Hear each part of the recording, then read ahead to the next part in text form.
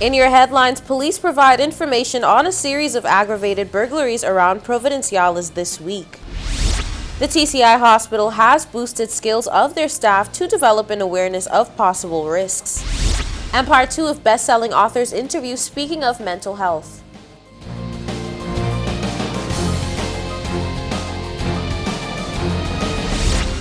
From the PTV Broadcasting Headquarters in Providenciales, your #1 source for news, I'm Erica Pinales delivering the latest from across the country this Friday, February 18th, 2022, right to your door. Newswatch starts now. In today's top story, sad news for a North Caicos family. The passenger of the truck that crashed in Whitby almost 2 weeks ago has died. Newswatch has the details. The 21-year-old passenger in that accident that happened on Whitby Road, North Caicos, 2 weeks ago has passed away in a Jamaica hospital. Aldrico Hall, also known as Drico, was flown to Jamaica just 24 hours after the accident, which was reported around 6 p.m. on February 8th, involving he and another man, the driver of the pickup truck, Rob Gardner. He is said to be recovering from his injuries. Both men were transported to Cheshire Hall Medical in Provo, where they were triaged, and Hall's serious injuries were soon realized. Here, preparations begun for him to be airlifted to Jamaica, where he died on Thursday, 10 days after the accident.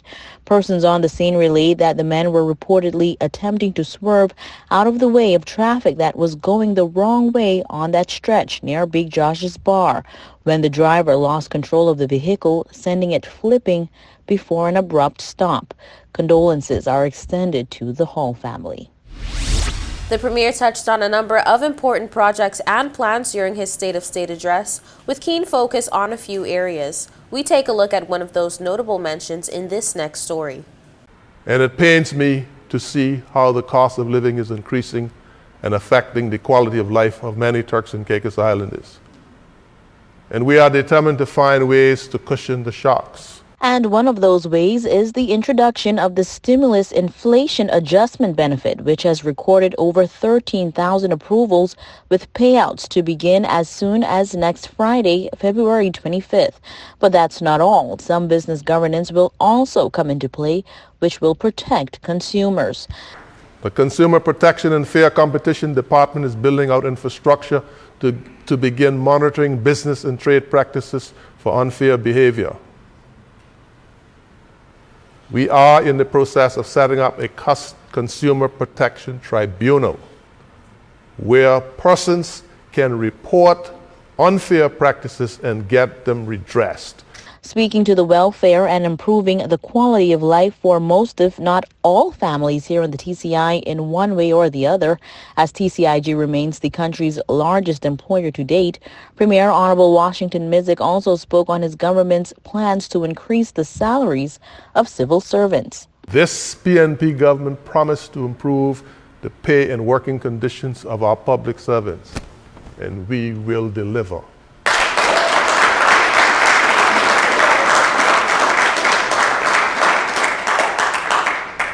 For full cooperation of the Deputy Governor, on April 1st, 2022, we will increase salary and benefits for the public service by 10%. The breakdown includes the new pension and gratuity program of 6% and a 4% increase to salaries across the public service. Big news for civil servants who have not seen a one-off increase in salaries since 2015.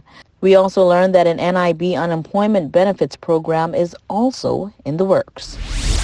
Don't go anywhere. More News Watch when we return.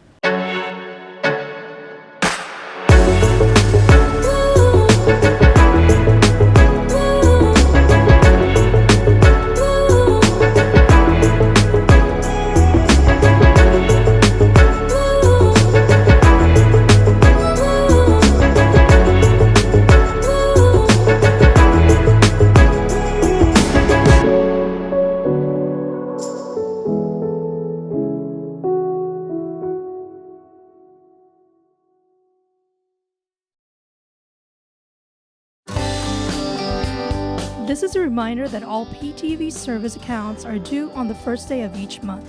Accounts should be brought up to date by the 28th of the month to avoid disruption in service.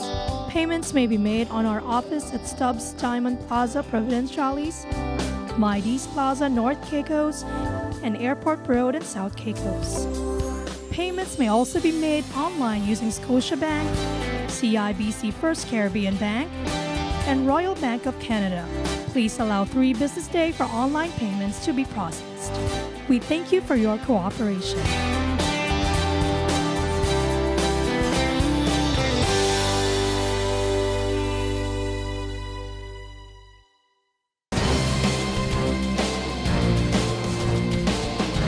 Welcome back to Newswatch. Police have now provided some information on a series of aggravated burglaries around Providenciales this week, as well as the arrest of a teenager for sexual offenses. Take a look.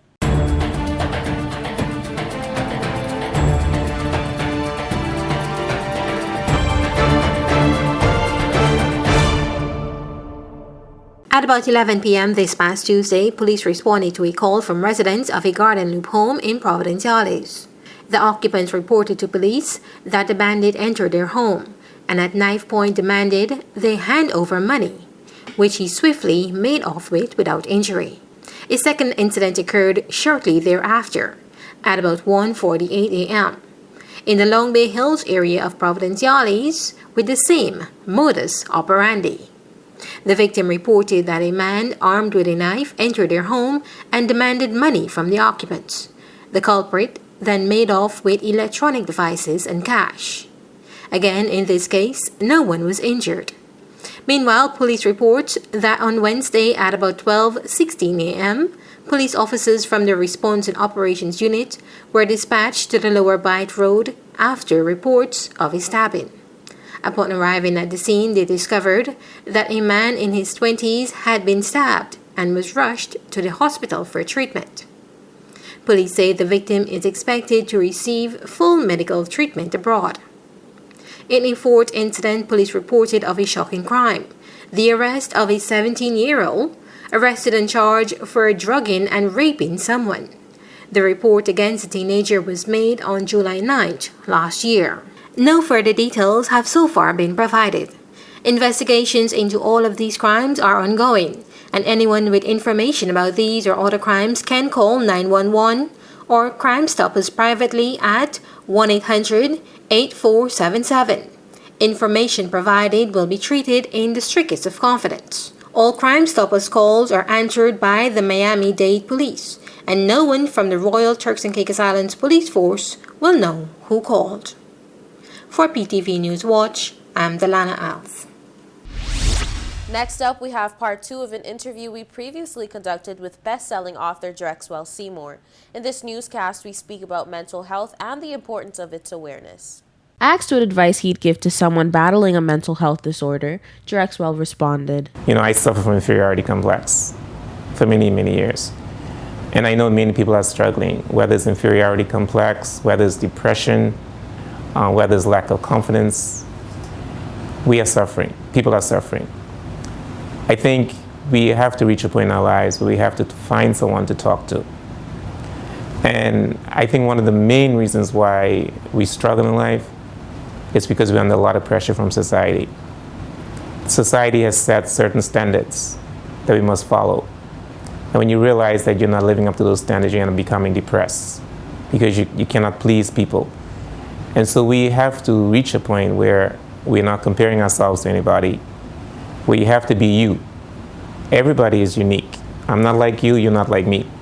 And we have to reach that point where we love ourselves, recognize who we are, and live your life to please you and not other people. And I don't know how it's going to happen, but it requires, I believe, counseling. It requires speaking to someone to guide you and to encourage you, to lift you up. Drexwell explained that we don't have to be depressed and that our depression comes from not meeting the standards that other people set for us to meet. He continued to his thoughts on the topic of mental health in the Turks and Caicos. It's real. It exists. I don't believe we're talking too much about it. I know it's recognized during a particular month of the year. I don't know which month that is. But there's a lot of stigma associated with mental health. I believe we all have some mental issues, so to speak, right? And we need to talk about it more. even on a monthly basis. And people are even afraid to talk about it, because if they talk about it, people are going to label them as being crazy. But you could have mental issues and not be crazy. You know what I mean? You could be under a lot of mental pressure. That doesn't mean you are crazy. But mental health is underexplored in Turks and Caicos, and a lot of people are going through it. And we need to, I know there's a department, I think they're trying their best. Maybe they're understaffed, I don't know. But we need more work. We need to explore and talk more about it. And we need to have testimonies from people who went through it, and even those who are going through it. It's not something that happens overnight. But it's amazing. But people can be, I believe things can be resolved. People can overcome mental health. He revealed that growing up, there was a quote that resonated with him up to now, which aided him during the hardest times of his life. There's a quote that I grew up with, and you know, what goes around comes around. So whatever I do, I try to do things knowing that the decision I make could impact other people. It could impact my children, it could impact my wife. So whatever I do, I don't want it to go to them. So I try to live a life whereby I live the right way, because I believe what goes around will come around. And you don't want, and a lot of people are suffering today because of the decisions their parents have made and their grandparents have made, and they don't realize why they're going through what they're going through. It's because of what the decision their parents did. And it's like a curse is coming on them. So I try to live a good life so it doesn't pass. Whatever happens, it'll be blessings to my children and not curses. Seymour also gave insight to one of his upcoming projects, where he'll take his teachings onto an international level. So, you know, I did the book, Rise Up and Take a Position. I did this short film on inferiority complex and colorism. It's called Rise Up, Nobody's Better Than You. And then we also did a song, you know, that Barbara Johnson sang. She and I co-wrote the song, and she sang it, called Rise Up, Nobody's Better Than You. So I'm working on a second book this year. So what I want to do this year is to go international, where I go have speaking engagements, where I talk more about the book, where I encourage more people, you know, to rise up and take their position.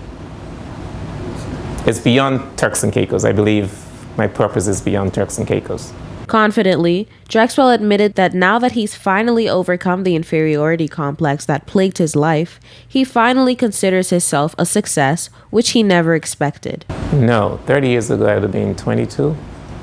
No, I would never expect myself to come this far, because at that time, 30 years ago, I was still suffering from inferiority complex.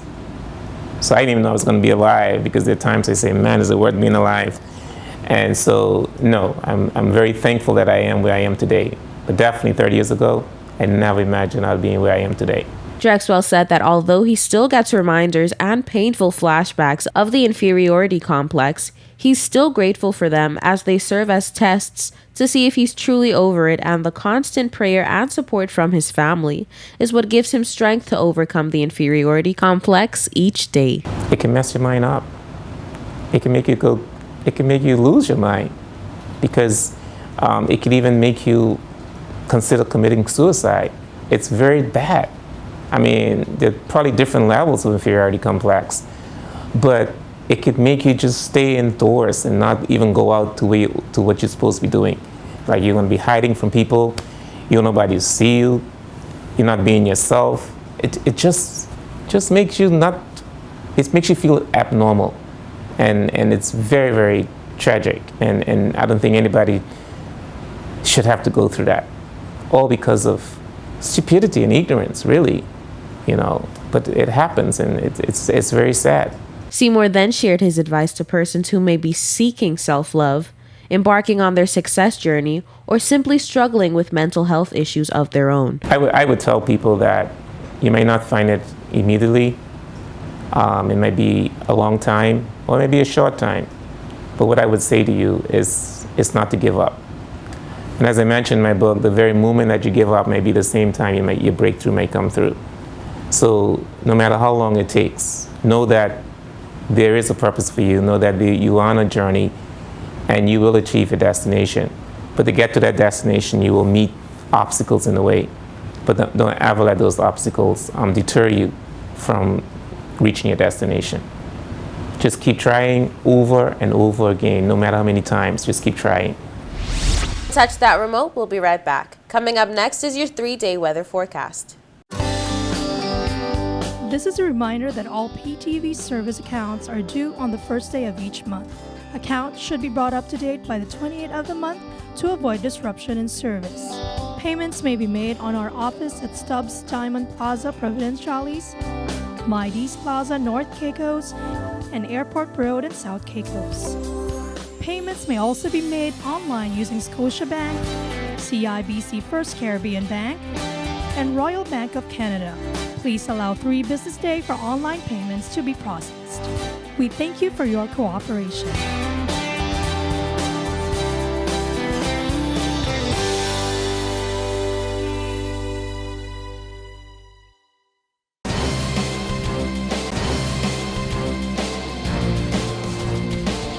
Here's your 3-day weather forecast. For the nation's capital, Grand Turk, on Saturday, mostly sunny skies, high 79, low 74, winds east at 10 to 20 miles per hour. On Sunday, mostly sunny skies, high 79, low 74, winds east-northeast at 15 to 25 miles per hour. On Monday, mostly sunny skies, high 79, low 74, winds east-northeast at 15 to 25 miles per hour. For South Caicos on Saturday, partly cloudy skies, high 79, low 74, winds east at 10 to 20 miles per hour. On Sunday, mostly sunny skies, high 79, low 74, winds east-northeast at 15 to 25 miles per hour. On Monday, mostly sunny skies, high 79, low 74, winds east-northeast at 15 to 25 miles per hour. For North and Middle Caicos on Saturday, mostly sunny skies, high 81, low 74, winds east at 10 to 20 miles per hour. On Sunday, mostly sunny skies, high 80, low 74, winds east-northeast at 10 to 20 miles per hour. On Monday, mostly sunny skies, high 79, low 74, winds east-northeast at 15 to 25 miles per hour. For Parrot and Pine Key on Saturday, mostly sunny skies, high 80, low 74, winds east at 10 to 20 miles per hour. On Sunday, mostly sunny skies, high 80, low 74, winds east-northeast at 15 to 25 miles per hour. On Monday, mostly sunny skies, high 79, low 74, winds east-northeast at 15 to 25 miles per hour. And on Providenciales on Saturday, mostly sunny skies, high 80, low 74, winds east at 10 to 20 miles per hour. On Sunday, mostly sunny skies, high 80, low 74, winds east-northeast at 15 to 25 miles per hour. On Monday, mostly sunny skies, high 79, low 74, winds east-northeast at 15 to 25 miles per hour. Now for your sunrise and sunset. Sunrise 6:17 a.m., sunset 5:50 p.m., and for your high tides and low tides. High tides 9:12 a.m., 9:34 p.m., and low tides 3:02 a.m., 3:20 p.m. And that's it for your weather forecast. We'll be right back with more News Watch.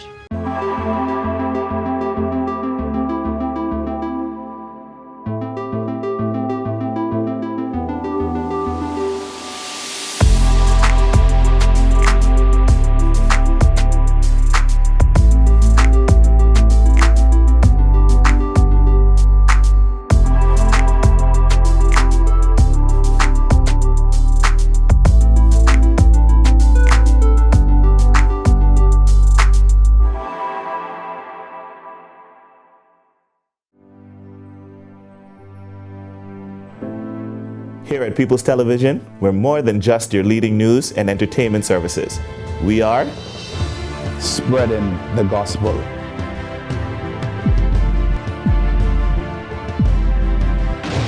We are breaking barriers.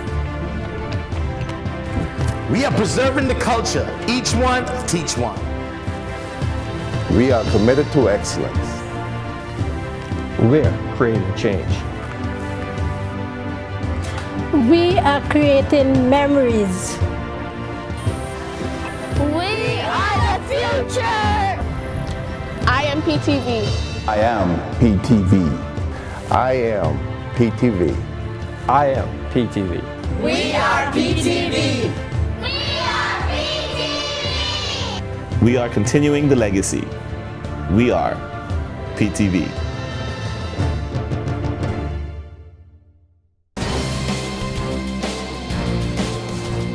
Welcome back to The Real News. Newswatch couldn't make a stop in North Caicos without visiting the famous Miss B at her restaurant on Kings Road.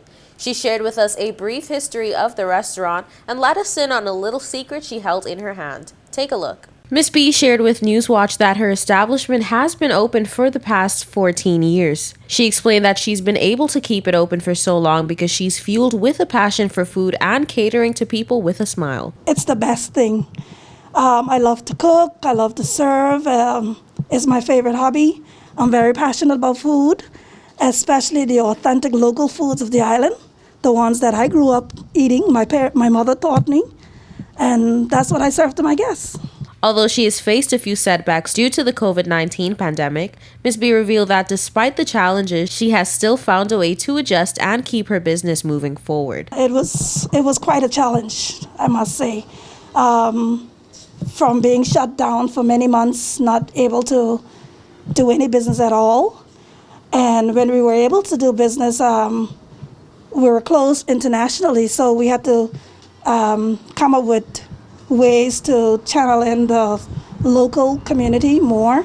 So we had to drop prices, create specials, and so forth like that. And even when we open international, we find that our international travelers, they didn't dine in much. And because we offer dine-in, takeout, delivery, and private catering and private chef service, we were able to serve those persons, alike. So since COVID, I'll say that the catering side of Ms. B's establishment has escalated more than the dine-in. So it's not much like used to be at the restaurant. And then we used to have the fish fry, and due to COVID, we're not able to have that. So it really had a major effect on us. She explained that in order to get business back up and running, a lot of adjusting had to be done, and the process brought about a peak in her catering services, although business is still hard due to the island not being highly marketed. It's still hard because, since COVID is just a couple months, and November, December was, quite a peak. January in the beginning, but even now it's just fluctuating. It's not every day or every week or whatever, so it's still very challenging. Ms. B partners with local vendors from the island on a regular basis as a way to showcase their crafts to passers-by and persons who pass through the restaurant to grab a bite. Ms. B's is partnering with the local vendors here on North Caicos, and we decided to do this display. We're expecting a lot of people to come traveling through the islands today for the Valentine Cup race, and we advertised this exhibition, this display here that persons can come and see, not only see, but to purchase some of our local souvenirs and our crafts. And if you can see here, we have several souvenirs, a very large variety of souvenirs here. Locally made crafts and stuff, and a few vendors are here as well to display their product to customers. Promoting her business is done old school, as she told Newswatch, where she can share pictures of what she offers and interact with persons from all over to check out Miss B's restaurant if they ever happen to visit the island. The North Caicos Chamber of Commerce page, lots TCI, speak your mind. You get on those, and you get on the WhatsApp chat groups. People just share your information, and and word of mouth. It gets out there, and hey, but World Wide Web. People all over Facebook and Instagram. Although you post something, and you get somebody from all over the world hitting you up. Hey, Miss B, I'm coming down. Can I come? Can you cook for me? And I was like, heck yeah, yes. The TCI hospital has boosted the skills of some of their staff in order for them to develop an awareness of the risks associated with manual handling of patients, reducing the likelihood of injuries. Details in this report. Healthcare workers face a wide range of hazards on the job, including sharp injuries, chemical and drug exposure, back injuries, latex allergies, violence, and stress. Although it's possible to prevent or reduce these hazards, healthcare workers continue to experience injuries and illnesses at work. Cases of non-fatal work injury and illness with healthcare workers are among the highest of any industry sector. With this in mind, the TCI Hospital launched a one-week train-the-trainer manual handling program. The program was hosted in conjunction with a UK company, aimed at improving load skills, handling of patients, and how to reduce injury to both staff and clients. The program covered theory and practical elements, including best practice guidance on hoisting techniques, sit-to-stand technique, bed techniques, object handling, and instances when a detailed risk assessment is required. The hospital departments targeted for training included facilities management, information technology, human resources, physiotherapy, nursing, and physicians. Commenting on the certification program, General Practitioner Dr. Royal Robinson says that for her, becoming a manual handling trainer placed her in a position to help colleagues and patients, prevent unnecessary injuries, and provide appropriate care with patients or clients and objects. Training Development Manager Vanessa Forbes, while congratulating the team and acknowledging their hard work, says she is excited about the knowledge sharing to come. Noting that the TCI Hospital cultivates a learning environment and training and development remain a strategic priority. In addition, she says, their innovative talent management programs continue to strengthen their teams, ensuring high performance at all levels, confidently delivering service excellence and people-centered care. For PTV News Watch, I'm Delana Alves. That brings us to the end of this edition of The Real News. I hate to leave you so soon, but of course, you can join us right back here every weekday at 6:30 p.m. and tap into our social media platforms at www.ptv8tci.com. I'm Erica Pinales, keeping you informed, updated, and affiliated. Until next time.